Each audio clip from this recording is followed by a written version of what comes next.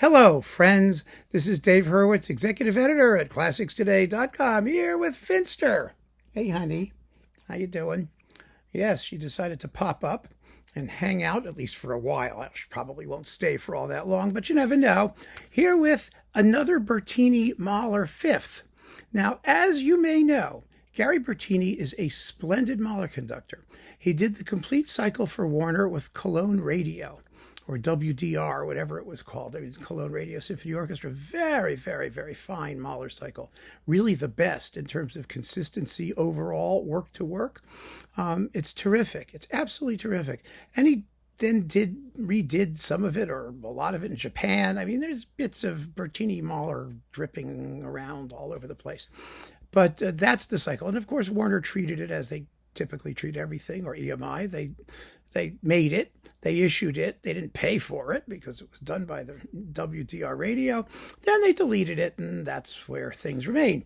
So it's always interesting to see if we can get other versions to see how they stack up. And we have here a performance from, let's see when it was from, 1981, it seems to have been, with the Stuttgart Radio Symphony Orchestra, or Radio Symphony Orchestra Stuttgart des SWR, whatever they want to call these long, awful names for these orchestras that guarantee their anonymity. It's very interesting, actually.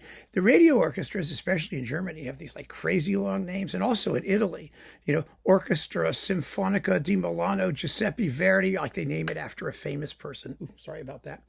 Or like that. But then in England, they're monosyllabic.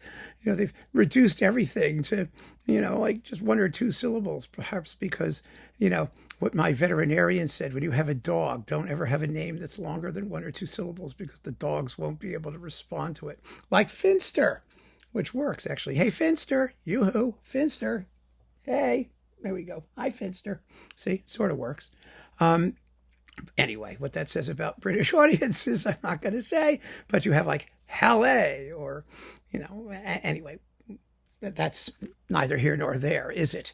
But what we have here is the Fifth Symphony that lasts 68 minutes and 25 seconds. It's similar to Bertini's recording on Warner, and not as good. Really not as good. It's exciting. It's a swift performance by and large, but it is a radio broadcast with all that implies. In 1981, the SWR Symphony Orchestra was okay. They're not stunning. It's a performance that's weighted actually towards the brass section, which is kind of exciting because the symphony is weighted toward the brass section. The horns do some remarkable things, and Bertini is willing to let them do their stuff. So, it's very up. There we go. I knew that would happen. All right, back to where we were. Okay, they let them do their stuff. He lets them do their stuff, like at the end of the finale, where you hear all sorts of stuff where you normally don't, da da da da da da da da da da da da da, with the trombones with bom bom bom da da da da. It's really very, very good. To hear all that brass. I enjoy hearing all the brass. Unfortunately, there's more to the symphony than all that brass. And the opening, for example, the second movement, has very woolly cellos and basses. Da da da da da. Whap! It doesn't have the vehemence that the music ideally requires, and the playing is a little bit ill-focused. The opening trumpet solo is curiously stiff. Mahler marks it to be played in, military fashion. I don't know if that was their version of military fashion, but it sounds cautious and rhythmically a bit too rigid. Da da da da da da da da da da da da da. In the triplets, instead of da da da da. It's a matter of taste. The scherzo goes by rather quickly.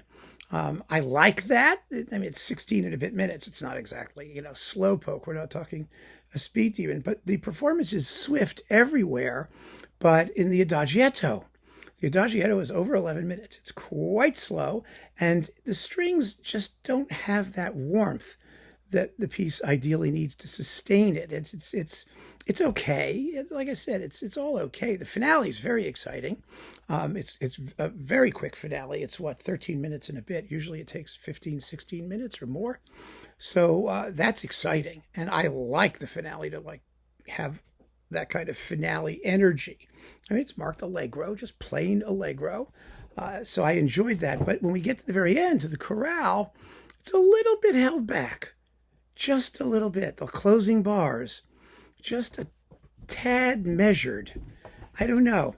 It's a performance that I would have been excited to hear like when it happened or in a concert hall. I think the crowd would have been on their feet at the end. But as a repeatable experience of Mahler 5, it just doesn't have the impact and the cohesiveness of Bertini's WDR recording, first of all, or the other quick ones that you could get, like Kubelik's, for example, on Deutsche Grammophon, or some of those. They have just more energy, more emphasis, more accent. They're better played on the whole. And so this is a souvenir of an artist who I'm interested in, but it's not the best Mahler fifth. I don't. It's not exactly a cocaine hippo, but it's getting there. It's getting there. It's something that they did because they could, not because they needed to. But because of the interest of the conductor and the difficulty of getting his Mahler otherwise, it has a certain relevance. And you can determine for yourself whether that certain relevance is relevant to you, certainly. So keep on listening, friends. Thanks for joining me. Take care.